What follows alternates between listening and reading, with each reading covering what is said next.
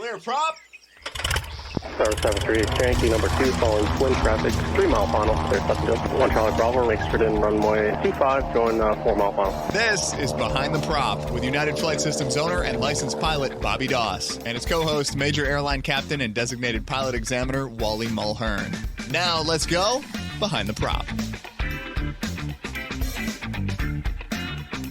What's up, Wally? Hey, Bobby, how are you? I'm fantastic. This week we have a guest, kind of a surprise guest, if nothing else. She didn't know she was going to be on the show 24 hours ago, and she is joining us. It is one of our assistant chiefs at the flight school here. Her name is Alice Calzetta. She's a major airline pilot and an instructor for that airline, and has a lot to share with us today about instruction, learning, becoming a better pilot. We're just going to talk and share stories. Welcome to the show, Alice. Hi, thanks for having me. Well, thanks for coming. So yesterday, Wally and I decided we were going to record, and at the same time, Alice and I were exchanging emails, and I said, hey, guess what? Tomorrow you're going to be on the show. And she's like, I'm not a guest for your show. And she is an avid listener, she says. But we really have, I think you have a lot to share, I think, from both the pathway that you got to where you're at today. Every new person in aviation is wondering what that path looks like. So we'll talk a little bit about that today. And then you've kind of been back in GA for about 14 months or so now. And when was the last GA flight you took? About 2 hours ago. There you go. And so we're going to talk about that flight as well. So if you would, I guess, give the listeners a little bit of background or introduction to your aviation career, and then maybe how you stumbled upon becoming an assistant chief here. And I'll add questions if you don't talk about it all. All right. Well, I would say I'm not interesting enough to be on a podcast, but you politely changed it around to it's a traditional path to getting to where I am now. I did all of my flight training in college, went to the University of Illinois, and got all of my licenses while getting a business degree. Once I finished college, I flight instructed for 3 years and loved doing that and really enjoyed teaching. You don't have to give away the years and things, but how many hours did you have to flight train back then to get on with a regional or an airline? It wasn't like today, I'm assuming. Right. It was about 2,000 hours okay. before I got hired at the airlines, which I think was a normal amount then. While I was flight instructing, there were some people that had 5,000, 6,000, 7,000 hours, wow. And it was just stagnant time in the industry. And so you flight instructed for a very long time. I was fortunate enough to get out at 2,000 hours. I shouldn't say get out. I really did enjoy it. But I went to ExpressJet Airlines for 5.5 years, flew there and also taught CRM, crew resource management. And for those that aren't from Houston, we all in Houston know where the ExpressJet is. It would be a regional airline, much like what we see today in Commute Air, Envoy, any of the major airlines, smaller regional airlines, right? Yeah, exactly. And after 5.5 years there, I got hired by a major airline and was very excited to get hired. But then 6 months later, got hired by my dream major airline.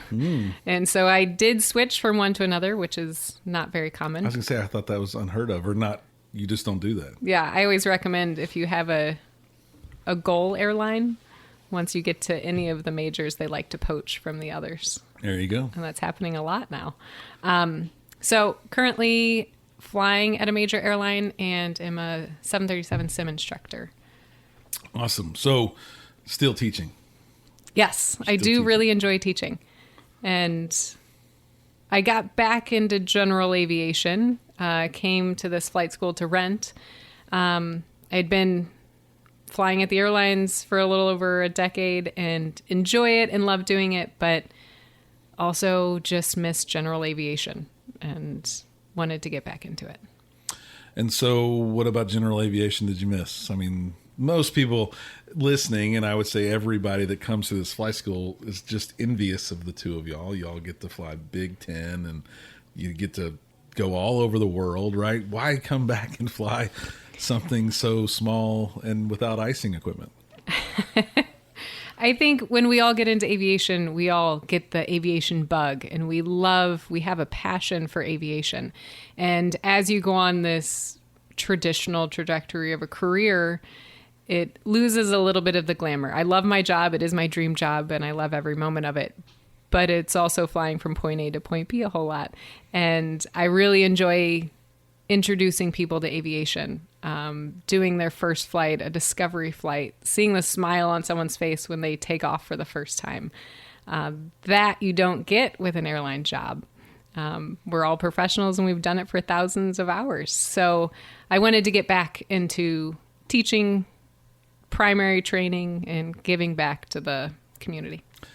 So I was involved, but I remember watching you get back from a standpoint of cracking some books and relearning some regulations. And Wally's got this huge advantage of asking all the regulation questions for all the check rides. He kind of stays top of mind for him. But how hard was it to go over a decade without doing the instruction and knowing what the long cross country for a private student had to be, et cetera, to getting ready to get back in the seat again? It was huge. And that was the biggest reason that I didn't get back into it for so long, because once I went to the airlines, I was studying so much to make sure I was proficient in the airplane and procedures, and general aviation knowledge went to the back burner. And once it goes on the back burner long enough, you lose all of that knowledge. I do have to say it comes back pretty quickly. But I still had to see all the information again and review all the information again. And there was a lot to review. Those books are big. They are. They're big. So once I read something, there's the aha moment of, oh yeah, I did at one point know that. But it's taken a while for me to review everything and have it all come back. I've done rusty pilot courses and online courses to review sectional knowledge and symbols and all kinds of stuff, and it has come back for the most part. I don't think I know now what I did when I was actively flight instructing. I think, was I on your second flight back? Like, I mean, you might have flown other places and other Yes. things, but you flew with an instructor once, and then we talked about possibly helping and volunteering and making better students at this flight school, and you sillily agreed to that challenge. And the next thing was we went to fly, because Yes. you had never flown through what we here in Houston call the corridor, and you wanted to fly the corridor, which is, for those of you listening around the world, think Houston's a really big city. There's this one little strip of airspace where GA aircraft can fly and get really close to downtown and have a great view of everything going on downtown. And we went to Galveston, which is, you don't think there's a beach that close to us, but it's 25, 30 minutes away. Yeah, it was a beautiful flight.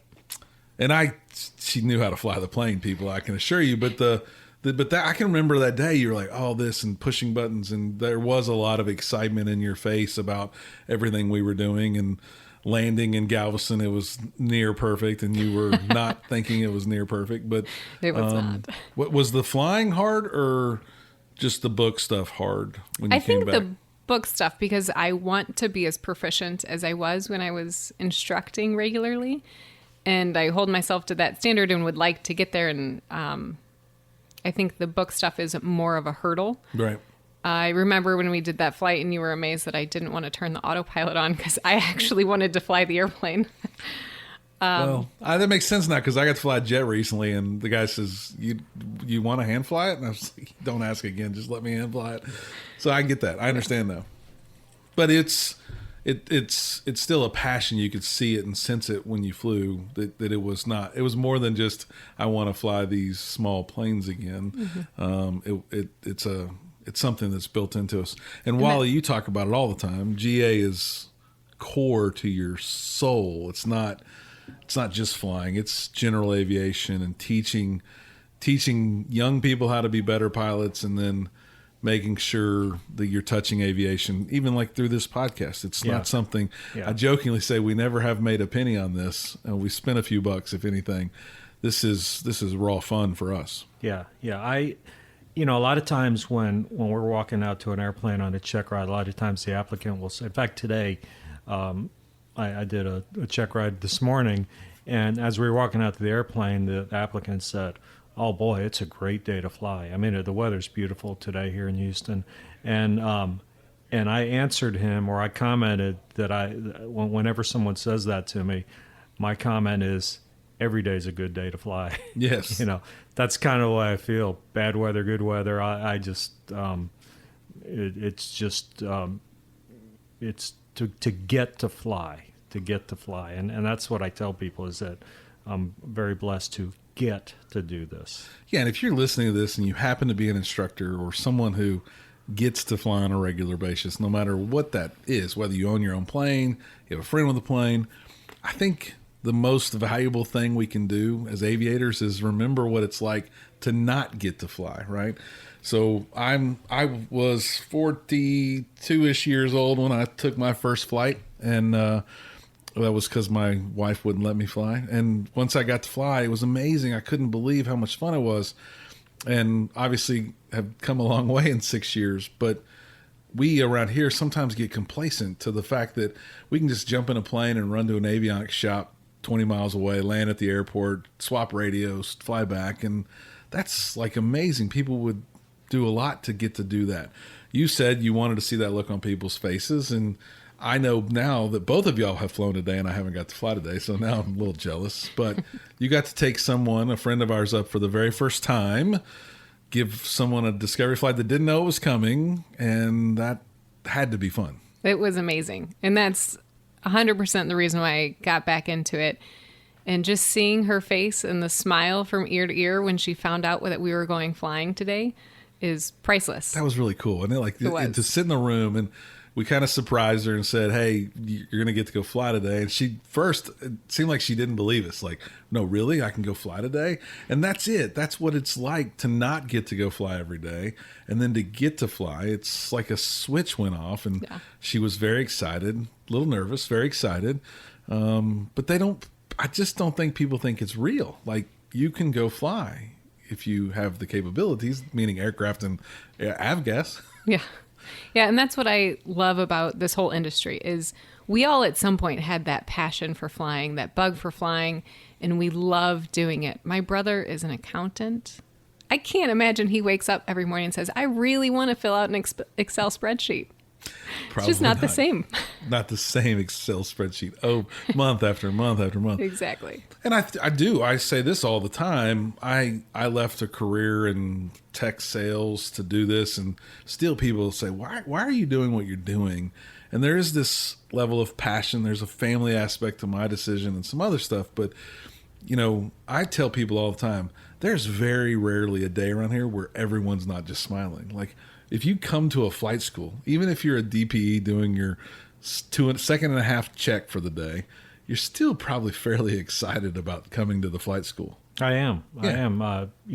600-700 check rides into this, I get excited because I get to be a part of somebody's a life-defining event in somebody's life. Yeah, and no one forgets it. I don't take that lightly. I was just flipping through social media to look for something because earlier this morning a feed popped up on my social media and it said 5 years ago I had given an airplane ride to a young lady, and her mother and sister went with us in our 172, and that young lady is now a CFI, II, MEI at a flight school up in Waco, and just to know that I got to be a part of that. And I don't say I was the cause of it, but I got to be a part of seeing her and just seeing her face in the pictures. I mean, she's grinning from ear to ear, and it's really nice to be able to do that. And when I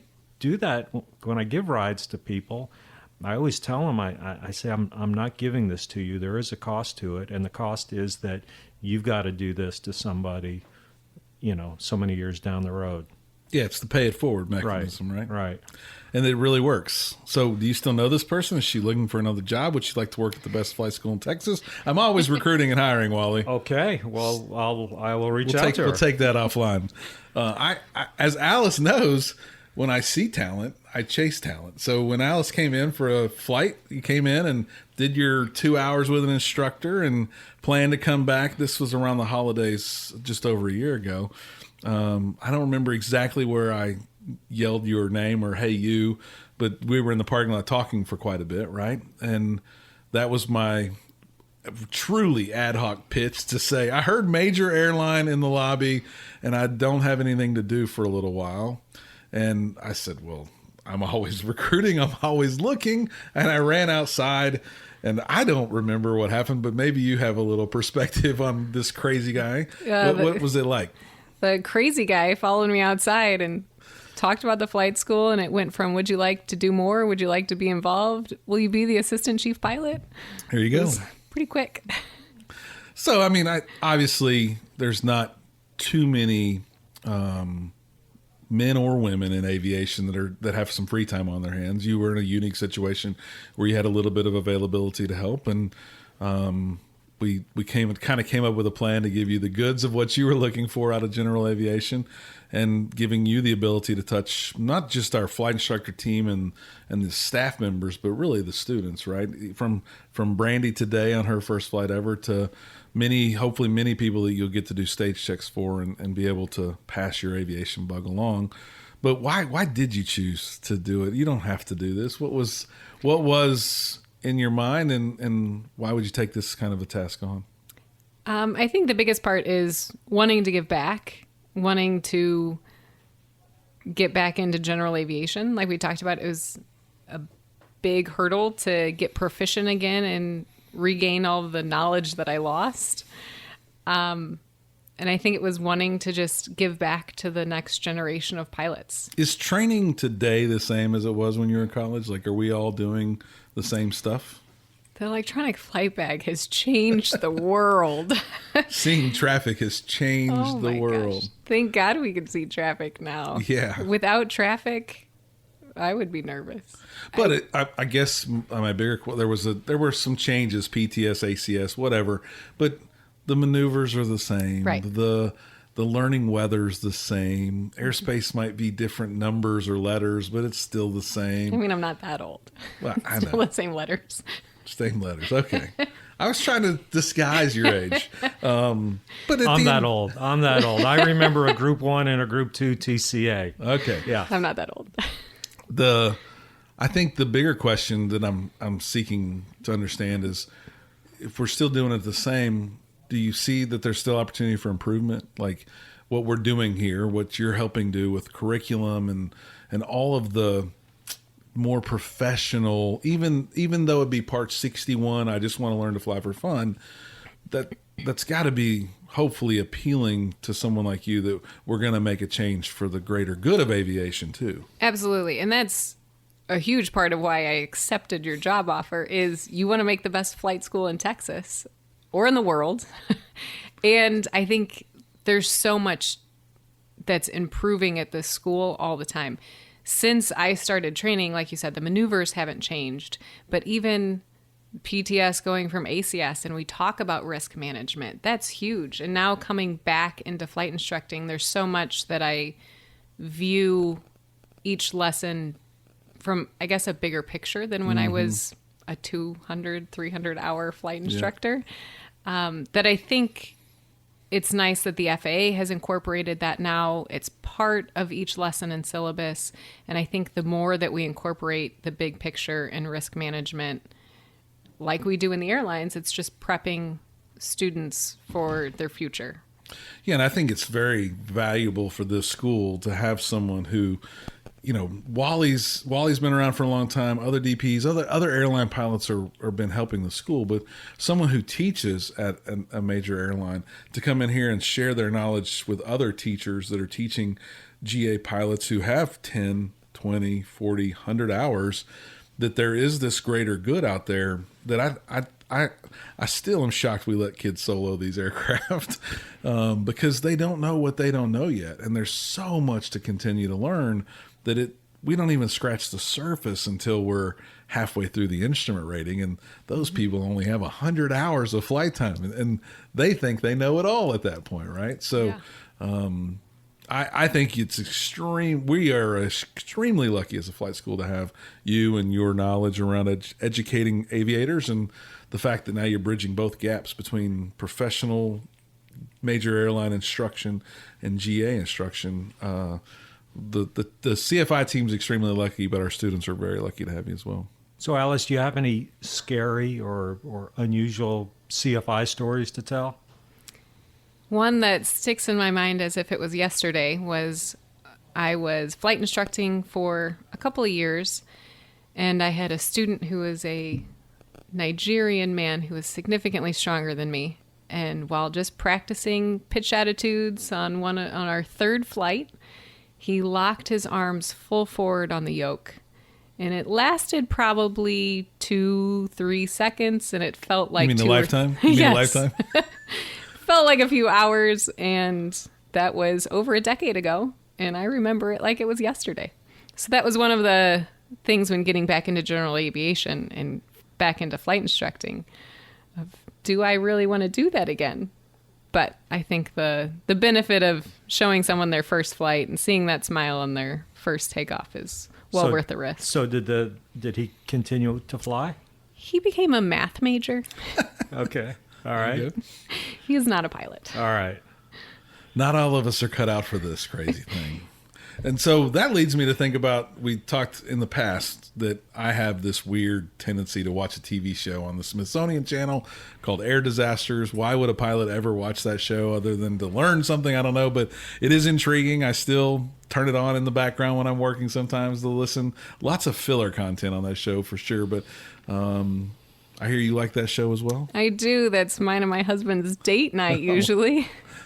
It's a great show. I don't know why we like to watch it, but it has been interesting over the years. You've seen the show evolve from just what one incident caused the accident to really looking at the whole chain of events, the whole threat and air management chain, and seeing it from a risk management perspective. They've evolved within the show as the industry has evolved. Yeah, the last one I watched, and I'm trying to watch them all in order, kind of, was the one that was like somewhere south. I don't know where, South America, something like that. And they had a light come on, so they went back to the gate, and they forgot to set their spoilers and their flaps for takeoff. And of course, it ended in disaster for everybody involved. And it had nothing to really do with the one missing the checklist item. It had Exactly. the hurrying to be on time and all this external pressures and all the things we talk about, even in the GA world, that caused these two very smart pilots to make a mistake that it wasn't the mistake. It was all the things leading up to it that made them human and create such a disaster for so many people. Yeah, and one thing I like about the show is that it's not about our hours of experience that make us good pilots or not. It's what you do with those hours of experience. Do you have good habits? Do you run the checklist? Do you not rush? What habits do we have, and how professional are we? Not just how many flight hours do we have? Yes.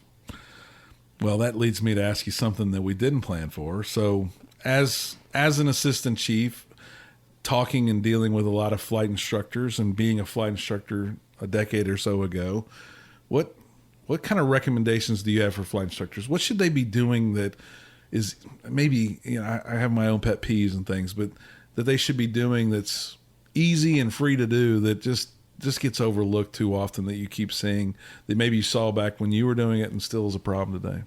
I think just general professionalism and treating flying a 172 the same as when you're flying a 777 as a captain someday, that the habits that you instill at the very beginning are going to be the habits you're going to have later in life.